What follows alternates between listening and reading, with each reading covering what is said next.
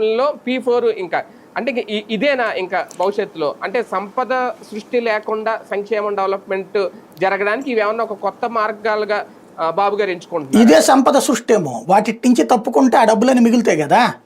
ఇప్పుడు ఫస్ట్ ఏడాది దాదాపుగా 60,000 కోట్లు మిగిలినాయి. ఎందుకు? నువ్వు ఏ సంక్షేమం ఇవ్వకపోవడం వల్ల.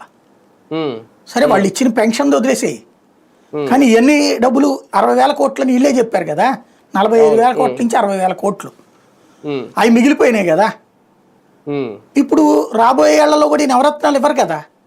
ఇప్పుడు ఈ తల్లికి వందనంకి దీనికి ఎంత ఉంటది, రైతులకు కలిపేసేసి ఒక 10,000 కోట్లు ఏమో ఉంటాయి రెండు కలిపి. అంటే అక్కడ మళ్ళీ 50,000 కోట్లు మిగులుతున్నాయిగా.